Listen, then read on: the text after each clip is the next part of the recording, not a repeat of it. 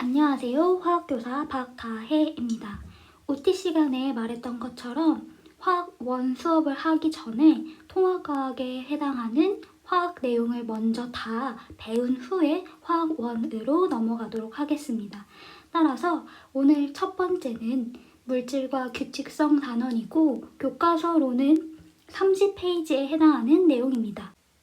학습 자료는 구글 클래스룸에 올려놨으니 프린트하여 수업에서 참고하길 바랍니다.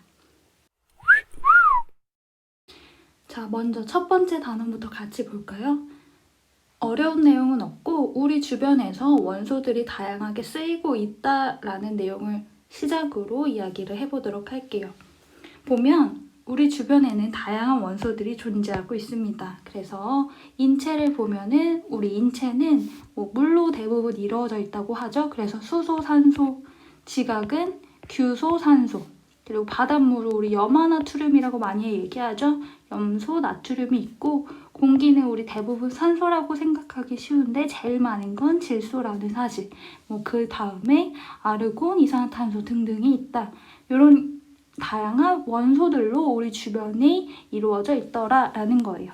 이 위에도 정리해보면은 우주는 앞에서 열심히 배웠겠지만 수소랑 헬륨이 가벼운 원소로 시작해서 폭발해서 막 다양한 중금속까지 이루게 됐다라는 거죠. 그리고 대기에는 질소와 산소, 지각에 제일 많은 건 산소와 규소인 거고 생명체는 나중에 더 자세하게 배우겠지만 탄소, 수소, 산소 이런 것들을 많이 포함하게 된다라는 거예요.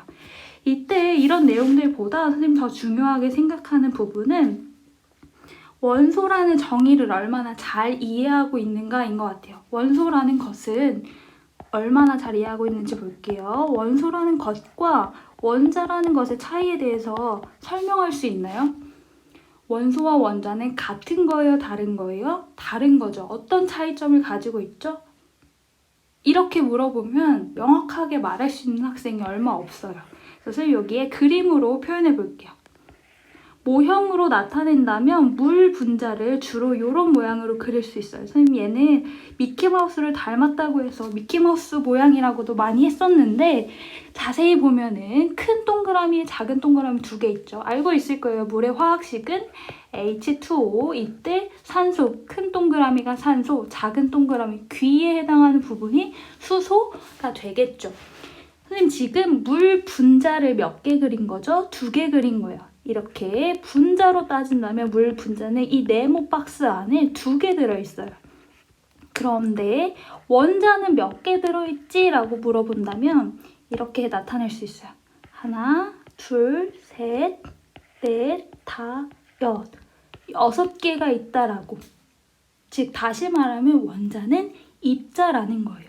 그렇다면 원소는 뭘까요? 원소는 물질을 구성하는 기본 성분이에요.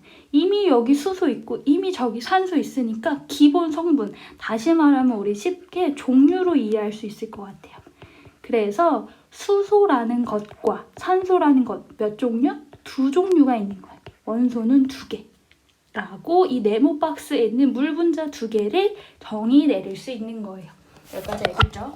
여기 퀴즈를 하나 내놨는데 이거는 스스로 한번 작성해 보도록 할게요.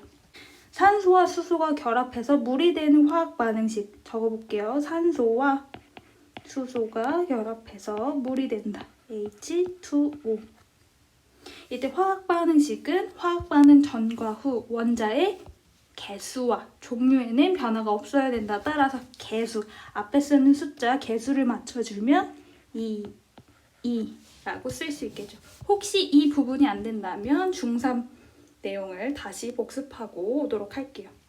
자, 두 번째 주기율표 보도록 할게요. 여기 주기율표는 이미 많이 외우기도 했을 테니까 알고 있는 내용이겠지만 주기율표의 역사에 대한 이야기죠. 그래서 일정한 간격을 두고 성질이 비슷한 원소들이 주기적으로 나타나는 걸 우리는 주기율이라고 하고 그걸 테이블, 표로 만든 게 주기율표가 되는 거죠. 그 변청 과정을 보면 선생님 나타내준 학습 자료에는 멘델레이프가 제일 먼저 나와 있는데 실제로는 이게 먼저가 아니고 그것보다 전에 주기율표의 역사가 조금 더 있어요. 이 내용은 그대로 화학원에도 적용이 되기 때문에 지금 미리 설명하도록 하겠습니다. 자, 멘델레예프보다 먼저 적용된 것에 대해서 설명을 하면 가장 처음을 뭘로 보고 있냐면 라부아지에로 보고 있어요. 라부아지에는 그때 당시 발견됐던 33개 원소에 대해서 4그룹으로 그룹지어서 처음으로 원소를 분류하기 시작했다라는 것에 가장 큰 의의가 있는 거고, 그 다음 그래도 주기율표랑 그나마 비슷하게 생각했던 거 되베라이너예요. 되베라이너. 새쌍원소설이라는 게 나왔죠. 새쌍원소설. 그래서 세 개의 원소들 사이에서는 공통적인 특징이 있고, 가운데 있는 원소는 특히 양쪽에 있는 원소들이랑 특정한 관계에 있다라는 것까지도 얘기했던 사람이고, 그 다음 세 번째, 그 다음에 나왔던 게 뉴렌즈예요. 뉴렌즈. 옥타브설. 자, 옥타브는 한 옥타브 할 때 말하는 것처럼 피아노에서 쓰이죠. 도레미파솔라시도. 그래서 8번째마다 똑같은 게 반복돼서 나타난다. 지금 말하면 주기성이겠죠. 주기적인 특성이 잘 나타난다는 걸 가장 근접하게 생각했지만, 현대의 주기율표랑 가장 큰 차이점은 얘는 8번째마다 똑같은 게 나온다 라는 느낌이었지만, 현대는 9번째마다 나오죠. 그 가장 큰 차이점이 뭐냐면, 이 당시에는 18쪽 원소가 발견되기 전이라 8번째마다 똑같은 게 나왔지만, 지금은 9번째마다 똑같은 게 나오는 거죠. 그 다음에 멘델레예프예요.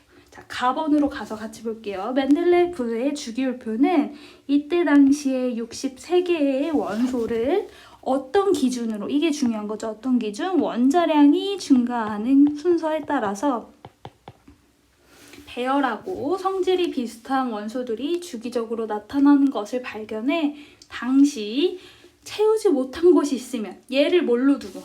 그냥 남겨두는 거예요. 뭘로? 빈칸 그 자체로. 빈칸으로 두고 여러 가지 성질을 예측하여 새로운 원소 발견에도 기여할 수 있었다. 빈칸으로 남겨뒀다 보니까 얘랑 비슷한 성격을 갖는 그쪽 라인에 해당하지 않으면 이런 성질 갖는 애가 아직 발견되지 못한 거네 라는 생각을 하게 했다는 거. 두 번째, 모즐리는 지금이랑 똑같은 현대 주기율표를 가장 근사하게 접근해낸 사람이고, 이 사람 원자량이 아니고 원자 번호는 어떤 걸 기준으로 하죠? 양성자수죠. 그래서 양성자수에 따라서 라고 적을게요. 양성자수에 따라서 원자 번호를 결정하고 그게 주기적인 특성을 갖는다라는 걸 알아낸 거죠. 그래서 현대에 와서는 다시 말하면 원자 번호가 증가하는 순서대로 배열하고 그래서 표를 만든 게 주기율표다라는 내용이고, 가로줄에 해당하는 걸 우리 뭐라고 부르고? 주기라고 부르고, 세로줄에 해당하는 걸 족이라고 부르죠. 그때 같은 족에 속한 원소들은 뭐가 비슷하죠? 화학적 성질이 굉장히 유사한 걸 볼 수가 있다. 화학적 성질. 여기까지 어려운 게 없고, 그래서 주기율표는 어떻게 생겼는가 보면 이렇게 생겼죠. 그래서 주기율표가 이런 모양이지만 우리가 알아둬야 될 번호는 여기까지예요. 여기까지. 그래서 모양으로 그린다면 이런 모양. 그래서 주로 이 부분을 붙여서 짧게 나타내는 주기율표를 더 자주 많이 보게 될 거고, 만일 우리가 무기화학까지 배우게 된다면 이 부분, 요 가운데 있는 이 부분까지도 우리가 자주 다루게 될 거예요. 그래서 지금은 아직은 시간이 있으니까 여기까지는 꼭 암기하고 넘어가도록 할게요. 자, 지금 색깔로 다르게 표현을 해볼 텐데 색깔로 봐볼게요. 자, 여기서 나눌 부분이 있어요. 어디를 기준으로 나눠야 되냐면 해볼게요. 붕소, 규소, 그 다음에 저마늄, 비소, 안티모니, 텔루늄, 폴로늄 요 길 사이로 왼쪽과 오른쪽으로 나눌 수가 있어요. 이때 이 왼쪽에 해당하는 이만큼을 우리는 금속이라고 부르게 되고, 이 반대편에 있는 요만큼에 대해서 우리는 비금속이라고 부르게 돼요. 그럼 가운데 지금 색칠한 부분에 대해서는 뭐라고 부르면 될까요? 준금속이라고 부르게 돼요. 되겠죠? 이때 비금속, 여기 표현했는데 얘까지도 비금속에 속한다라는 거. 자, 이렇게 큰 기준으로 나누는데 그 특징에 대해서 같이 보도록 할게요. 첫 번째, 금속 원소는 우리가 쉽게 말하면 뭐랑 뭐가 잘 통한다라고 표현하냐면 열이랑 전기가 잘 통한다라고 표현해요. 그래서 주기율표에서 주로 여기 왼쪽에 있다라고 보는 거죠. 왼쪽에 주로 배치하고, 금속 원소의 가장 큰 특징은 전자를 잃어서 무슨 이온이 되기 쉽다? 양이온이 되기 쉽다. 여기서 강조하고 싶은 건 전자를 잃어라는 표현. 전자를 잃는다 같은 말 산화된다. 그러면 전자를 잃기 쉽다라는 말은 산화되기 쉽다라고 적을 수 있겠죠. 되겠죠? 비금속은 반대로 열과 전기가 잘 통하지 않는 거. 모두 다 그렇다라고 말할 수는 없지만 대부분 그렇다라는 거고, 주로 주기율표의 어느 쪽?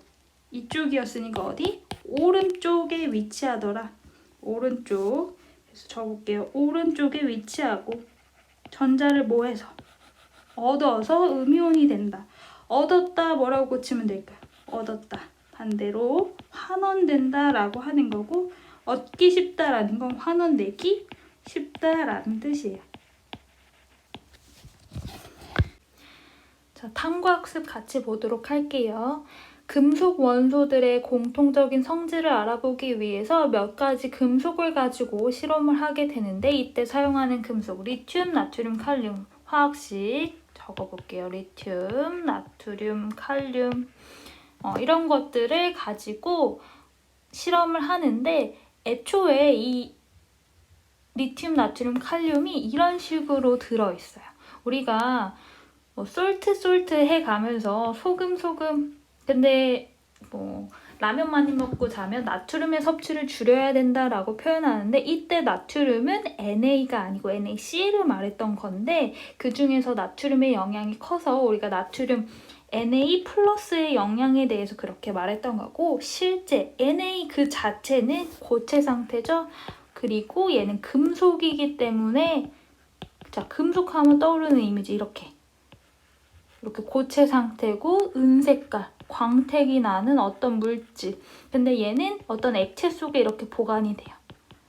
그 이유에 대해서는 이따 다시 얘기해 보도록 할게요. 즉, 석유가 들어있는 데에 이런 은색깔 고체가 들어있는데, 이걸 꺼내서 칼로 자르면 어떤 일이 일어나냐면 칼로 잘리고, 물은 금속이란 뜻이고, 분명히 광택이 났었지만 시간이 조금만 지나도 광택이 사라지는 걸 볼 수 있다. 그래서 첫 번째 적을 수 있는 내용은 이렇게 적어볼게요. 첫 번째 실험 결과는 광택이 있지만 광택이 시간이 지나면 광택이 사라진다라고.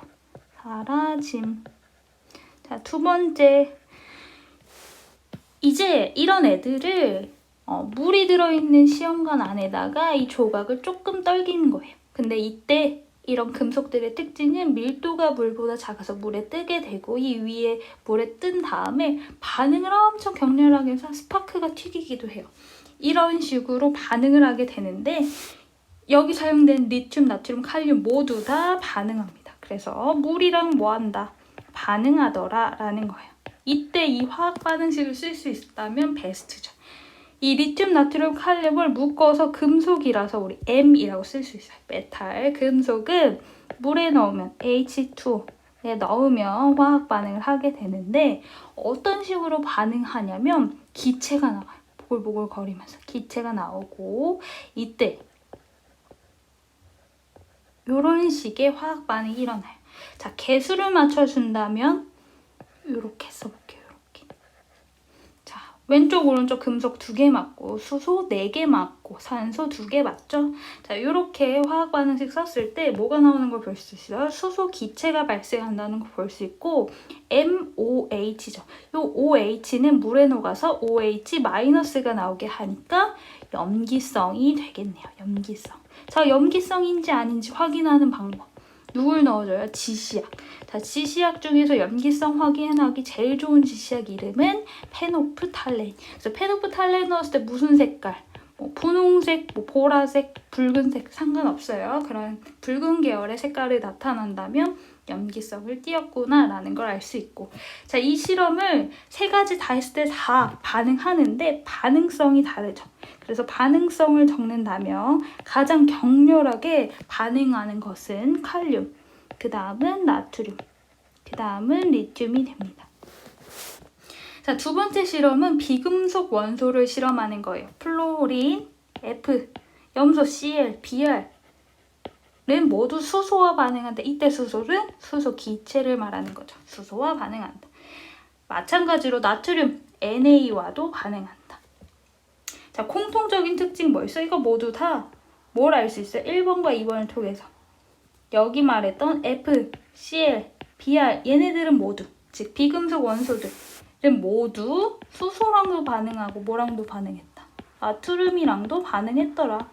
이렇게 공통적인 특징을 갖네. 같은 족이라서. 이 정도만 정리하고 밑에 가서 더 자세하게 정리해 볼게요. 자, 밑에 실험 결과를 다시 정리해 보면 우리는 이제 리튬, 나트륨, 칼륨까지만 보지 말고 그 밑에 누구? 루비듐, 그 밑에 세슘까지도, 플로린, 염소, Br, I 말고 그 밑에 아스타틴이죠. 아스타틴까지도. 자, 일반적인 금속 원소인 철이나 구리와 달리 리튬, 나트륨, 칼륨은 칼에 의해서 잘릴 정도로 무르다, 약하다라는 거죠. 그리고 공기 중에서 반응하기 때문에 누구랑? 산소랑. 그래서 광택이 분명히 있었어요. 분명히 은색깔이었는데 되게 은색 광택이 반질반질했던 느낌이 금방 없어진다는 얘기. 물과 격렬하게 반응한다는 공통적인 특징. 자, 얘네들의 특징 모두 다 몇 쪽에 있어요? 1쪽에 있어요. 요 주기율표 나와 있죠? 여기 주기율표. 1쪽에 위치하고 있고, 1쪽에 위치하고 이 모든 공통적인 특성을 가지기 때문에 이 1쪽 원소들을 뭐라고 불렀냐면 알칼리 금속이라고 불러요. 알칼리 금속. 자, 플로린, 염소, 브로민과 같은 것들은 모두 이원자 분자. 이원자 분자가 무슨 말이죠? 원자가 2개가 모여서 이게 하나의 분자가 되는 거. 뭐 이런 식으로 생겼다는 얘기죠. 이런 식으로. F2, 뭐 Cl2 이렇게 원자 2개가 하나의 분자를 이룬다. 수소와 반응하는 공통적인 특징이 있고 얘네들 다 모두 몇쪽 여기에 있으니까 17쪽에 위치하고 있으며 이러한 원소들을 모두 다 할로젠 원소라고 부릅니다. 할로젠 원소. 이렇게 특정 족들끼리 같은 화학적 성질을 갖기 때문에 하나의 족들을 묶어서 특별히 이름을 붙여주게 되는데 이때 중요한 거 1쪽 RP로 있는 거죠. 1쪽 알칼리 금속이라 부르고 17쪽 할로젠 원소라고 부르는데 이 외에도 몇 가지를 더 추가해 볼게요. 누가 있냐면 화학적 성질이 같은데 화학적 성질이 같아서 그 족을 특별히 불러주는 게 있다. 몇 족이 또 그러냐면 이 족도 이름이 있어요. 이 족은 알칼리 금속 아니고 글자 하나 더 붙어. 알칼리 토금속이에요. 알칼리 토금속. 그래서 이 족에 속하는 마그네슘, 칼슘 이런 것들을 알칼리 토금속이라고 부르고, 자, 반응성이 매우 작아서 다른 거랑 반응 안 해. 그런 애들을 우리는 비활성 기체라고 부르고, 즉 활성이 비, 아닐 비자를 써서 활성이 없다, 반응하지 않는다, 반응성이 작다. 다시 말하면 이렇게 바꿀 수 있어요. 적어볼게요. 안정하다. 여기에 속하는 게 몇 쪽인 거죠? 18쪽인 거죠. 18쪽. 중요한 내용이니까 꼭 기억하고. 자, 그럼 금속 배웠고 비금속 배웠으니까 연결해서 준금속까지 한다면 규소화학식 Si, 저마늄, Ge2죠. 이런 애들은 반도체를 만드는 데 이용되고 금속과 비금속의 중간 정도의 성질을 가지더라 라는 거예요.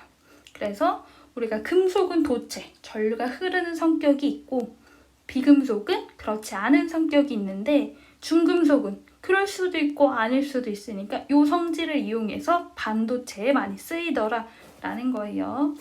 자, 넘어가서 자, 원자라는 것에 대해서 다시 한번 정리해 볼게요. 원자는 가운데 원자 핵 적혀 있죠. 원자 핵과 전자로 구성되어 있고 이 원자 핵은 다시 세밀하게 나눈다면 이 원자 핵은 양성자와 중성자로 구성되더라 라는 거고, 이때 양성자의 개수랑 전자의 개수가 원자 그 자체는 자연에 존재할 때는 전기적으로 중성이 되게 양성자랑 전자랑 같은 개수만큼 있는 거고, 원자 번호는 누구의 개수로 지칭한다? 양성자 수로 지칭하더라. 전자 배지, 전자 껍질이란 표현은 우리가 원자 모형을 여러 개 배우게 될 텐데 그 중에서 보어라는 사람이 제시한 원자 모형에 의하면 보어는 특정한 에너지 준위를 가질 때 그 궤도만 돌 수 있는데 전자들이 움직일 수 있는 그 궤도가 하나의 껍질을 이룬다고 보는 거고, 그 껍질을 전자 껍질이라고 명명했던 사람입니다. 그래서 원자 핵에 가까울수록 그 에너지가 낮다. 그 전자 껍질 어떻게 생겼는지 밑에 그림을 보면서 같이 볼게요. 보면 이렇게 이걸 하나의 껍질로 본 거예요. 여기 하나의 껍질, 여기 하나의 껍질. 그럼 이쪽 라인에 있는 애들은 모두 전자 껍질이 2개씩 있는 거고, 여기는 3개씩 있는 거고, 이쪽 라인은 모두 전자 껍질이 하나씩 있는 거네요. 되겠죠? 즉 전자 껍질 수는 같은 주기는 가로라면서요. 그러니까 주기 번호랑 전자 껍질 수가 동일하다는 걸 볼 수 있고, 자, 같은 족 봐볼게요. 같은 족에 전자 여기 하나 있고, 얘 맨 마지막에 전자 요거 하나 있고, 맨 마지막 라인에 얘 전자 하나 있고, 같은 족끼리는 뭐가? 전자, 맨 마지막에 있는 전자가 하나씩 있네. 이런 공통적인 특징을 갖네요. 그래서 화학적 성질이 비슷했던 거구나. 이때 이 전자를 가리키는 말이 원자과 전자가 됩니다. 원자과 전자는 원자의 전자 배치에서 가장 바깥 껍질에 존재하는 전자로 중요한 표현은 이거예요. 화학결합에 참여하는 전자. 화학결합에 참여하는 걸 말해요. 되겠죠? 그럼 첫 번째 껍질에는 전자가 몇 개 들어가죠? 첫 번째 껍질에는 하나, 그 다음에 2개, 3개째 됐더니 그 다음 번째 껍질로 갔으니까 첫 번째 껍질에 최대로 들어갈 수 있는 전자는 2개. 두 번째 껍질에 들어갈 수 있는 거 최대 마지막 거 보면 알 수 있죠? 몇 개예요? 8개. 이런 식으로 전자가 채워지는구나 보면 되고, 이때 화학적 성질이 같은 이유는 가장 마지막에 화학결합에 참여하는 전자 누구? 그렇지. 원자과 전자의 개수가 같아서, 원자과 전자 수가 같아서 화학적 성질이 비슷했던 거고, 같은 족번호랑 원자과 전자 수가 같다. 무슨 말이냐면, 자, 질소 한번 봐볼게요. 원자과 전자 수는 5개. 그러면 15족에 5랑 똑같다. 얘는 하나, 둘, 셋, 넷, 다섯, 여섯. 6개. 16족. 이 번호 끝이랑 같다. 이런 뜻이에요. 어려운 내용 없고. 여기서 중요한 건 선생님 용어를 정의할 필요가 있어요. 원자과 전자는 아까 제일 강조했던 게 화학 결합에 참여해야 된다고 했잖아요. 자, 여기 퀘스천 2번째에 원자과 전자수를 적으라고 했어요. 선생님 초록 색깔로 적어볼게요. 자, 첫 번째 족은 1족이니까 원자과 전자 몇 개씩? 1개씩. 자, 2족은 2개씩. 13족은 3개씩. 14족은 4개, 5개, 6개, 7개. 그 다음에 마지막 족도 세보면 하나, 둘, 셋, 넷, 다, 일곱, 여덟. 8개네라고 해서 8이라고 쓰고 싶겠지만 지금 내가 센 건 눈에 보이는 거 그대로를 셌잖아요. 그죠? 얘는 가장 마지막 전자 껍질에 있는 전자수. 그래서 이 8이라는 숫자는 최외곽에 있는 전자 의 개수는 8개예요. 그런데 이 8개 는 아까 말했던 것처럼 이 18족 원소들은 다시 말하면 비활성 기체라고 해서 너무너무 안정하니까 다른 애들이랑 반응을 안 하네. 반응을 안 한다는 건 여기 마지막에 있는 이 전자들이 결합에 반응할 때 안 쓰인다는 거예요. 결합에 참여 안 하니까 결합에 참여하는 전자는 빵개인 거예요. 그래서 원자과 전자수는 18족은 몇 개로? 빵개로 보는 거예요.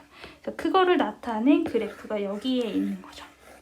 그래서 1개, 2개, 3개, 4개 쭉 있고 여기 18쪽에 해당하는 애들은 원자과 전자수가 0인 걸 볼 수가 있습니다. 그래서 쭉 다 적어봤고 퀘스천 두 번째 볼게요. 18쪽 원소는 원자과 전자수가 0이지만 가장 바깥 껍질의 전자의 개수는 0이 아니고 얼마예요? 8이죠. 이것이 의미하는 바는 가장 바깥 껍질에 있는 8개는 뭐에 쓰이지 않았기 때문이다. 화학결합에 쓰이지 않았기 때문이다. 원자과 전자의 정의 그 자체를 잘 기억해야 된다는 거죠. 물과 반응하더라. 아까 봤던 알칼리 금속 몇 쪽이었죠? 1쪽. 리튬, 나트륨, 칼륨까지 봤었죠. 이때 애들은 물에 넣으면 격렬히 반응하더라. 그때 나오는 기체는 수소기체더라. 그리고 염기성을 나타내는데 화학식 저볼게 아까 이미 했지만 금속을 물에 넣었더니 수소기체 나올 거고 뭘 만들었죠? MOH를 만들었죠. 이때 앞에 개수를 쓰자면 2라고 쓸 수 있었어요. 그래서 이때 OH가 나오니까 즉 OH-가 나오는 거죠. 얘가 염기성. 이걸 확인하는 방법은 지시약 누구? 페노프탈레인을 넣는다. 그러면 무슨 색? 뭐 분홍색, 보라색, 붉은색 다 상관없어요. 그런 색깔을 갖게 돼서 염기성인 것을 알게 됐더라. 자, 반응성 순서는 리튬 다음이 나트륨, 그 다음이 칼륨. 얘네들은 리튬 여기 있고 나트륨 여기 있고 칼륨 여기 있잖아요. 이렇게 밑으로 내려갈수록 다시 말하면 원자 번호가 클수록 뭐가 커지는 거예요? 반응성이 커지네. 이거를 그림으로 그리면 이렇게요. 그럼 얘가 리튬, 얘가 나트륨, 얘가 칼륨인데 밑으로 갈수록 반응성이 크다는 것은 자, 중요한 표현. 반응성이 큰 적어볼게요. 자, 알칼리 금속. 자, 금속에서 반응성이 크다는 건 금속은 뭐 하기 좋아하는 애? 전자를 잃기 쉬운 애. 그래서 전자를 잃기 쉬울수록 반응성이 크다고 표현해요. 전자를 잃는다, 다른 말로 산화된다라고 했죠. 산화되기 쉬울수록 반응성이 크다라고 표현하는 거예요. 그럼 이 세 가지 중에 반응성이 큰 것은 전자를 잃기 쉽다라는 건데 전자를 잃는다라는 건 반응을 한다는 거고 반응을 할 때 쓰이는 전자는 가장 마지막에 있는 화학결합에 쓰이는 원자과 전자죠. 자, 얘네들이 원자과 전자가 반응했을 텐데 어떤 전자가 가장 빠져나오기 쉬울 것 같아요? 그렇죠. 크기가 큰 칼륨이 되는 거예요. 원자 번호가 클수록 반응성이 큰 이유는 칼륨일수록 가장 원자 자체의 크기가 크니까 전자가 빠져나오기 쉽다. 다시 말하면 전자를 잃기 쉽고 산화되기 쉽다라는 거. 자, 산소와의 반응. 공기 중에서 산소랑 반응하면 산화물을 형성해서 광택을 쉽게 잃는다. 자, 화학 반응식을 쓴다면 얘가 O2를 만나면 M2O가 된다라는 거죠. 개수 맞춰준다고 한다면 여기 앞에 개수를 2라고 쓰면 그래서 산소 개수 맞추면 금속은 4개여야 되겠네요. 4개. 자, 알칼리 금속은 또 할로젠. 할로젠이 아까 몇 쪽이었어요? 17쪽이었죠? 얘네랑 만나서 만드는 게 대표적으로 이런 거예요. 얘가 17쪽 원소잖아. 얘가 알칼리 금속이잖아. 그러니까 알칼리 금속 얘랑 반응한다는 얘기예요. 그럼 이렇게 쓰면 될까? 아니지. 자, 강조하건대 이렇게 쓸게요. 이렇게. 아까 봤던 것처럼 나트륨은 금속이었어요. 금속. 다시 말해서 은색깔 딱딱한 고체 이거랑 할로젠, 여기서 말하는 할로젠은 Cl2예요. 황록색 기체죠. 이 기체를 반응을 격렬하게 시키면 둘이 만나서 하얀 색깔 고체가 나오게 됩니다. 되겠죠? 그 다음에 알칼리 금속 보관 어떻게 한다고? 석유랑 액체 파라핀에 넣어서. 왜? 공기 중에 있는 산소랑도 반응할 거고 여기 있는 것처럼. 물이랑도 반응한 다음에 여기 있는 것처럼. 그러니까 이 둘이랑 다 차단할 수 있게 석유나 액체 파라핀에 넣어서 보관해야 되고, 그렇지 않은 대체적인 자연의 경우에서는 원수로 존재하기가 쉽지 않아. 반응성이 크니까 이온이 돼. 왜? 양이온이 되겠죠. 전자를 잃어서 아니면 다른 화합물을 만들어서 존재할 가능성이 더 크다라는 거고. 자, 할로젠 원소는 특징, 물에 녹는 정도. 자, 할로젠 원소는 여기서 말하는 건 뭐 F2, Cl2, Br2, I2를 말하는데 얘네들은 물에 잘 녹지 않는다. 이 원자 분자로 존재하기 때문이다. 자, 이 원자 분자 이렇게 생긴 애들은 모두 다 무극성 분자예요. 무극성 분자. 무극성 분자는 무극성 분자에 잘 녹지만 물에는 잘 안 녹아요. 물은 극성이기 때문이죠. 극성 분자에는 잘 녹지 못하더라. 자, 금속과의 반응. 할로젠 원소는 금속과 반응한다. 앞에서 배웠던 누구랑 연결돼요? 요 내용이랑 연결되는 거죠. 요 내용이랑. 자, 수소랑 반응한다? 맞아요. 할로젠 원소는 수소랑 반응해서 물에 녹아서 산을 띠게 됩니다. 산을 띈다는 얘기가 누가 나온다는 거죠? 물에 녹아서 H 플러스 이온을 내놓는다라는 거죠. 우리 이 네 가지 중에 여기서 잘 알고 있는 애가 있어. 얘는 산이야 라는 거 명확하게 아는 거 누구죠?